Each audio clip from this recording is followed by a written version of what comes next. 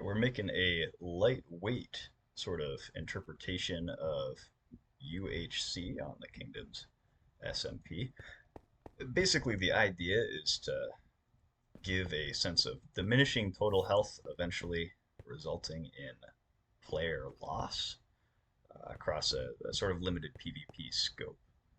Different from, of course, the classic UHC you see now, because it's not purely PvP focused. Instead, you can play just pure survival mode and still win just by avoiding combat. The idea is that each player gets a golden helmet with Curse of Binding and Curse of Vanishing, and this is like your total health pool, including healing items, in a UHC game. Of course, you can still heal on your own normally, but there's no way to get any durability back on any of these helmets. So, the goal of the game is to keep the durability alive for as long as possible and, not die. You still have to follow the server rules, no griefing, no stealing. But PvP is allowed between crowned opponents. So if someone has a crown, they can fight another person with a crown. Obviously, you can't use that to fight people without crowns. You can't use that to fight people with crowns. If you've broken your crown, you're eliminated from the competition if you've broken your crown. Um, I'll be settling any rules disputes purely pertaining to the competition. If anyone's like, oh, well, this person hasn't logged on in 5 weeks, so they should be eliminated. Well, yeah, probably. And the last person who's active as a competitor will be the victor, just like a standard UHC. So we're going to go over the steps to registering and entering.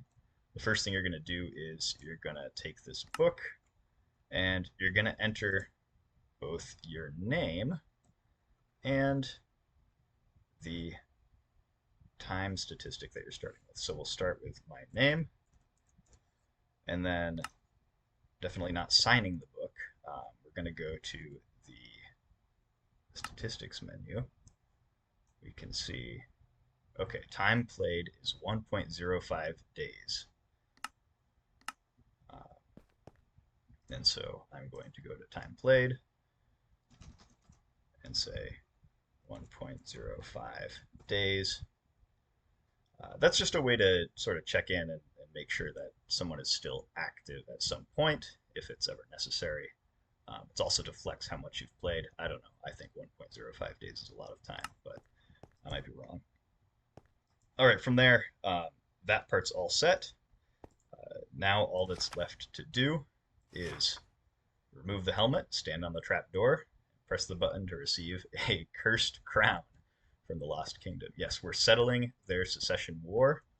Whatever cursed spirits of the royal houses lie in the crown will hopefully guide us to victory. And so now we've got our crown. It's the Dorborough crown. It does have fire protection, which is, I guess, good for me, and unbreaking, which I feel like I got pretty lucky with. I don't know. I might rather have a protection crown, but this is perfectly fine for me. All right, that's about it.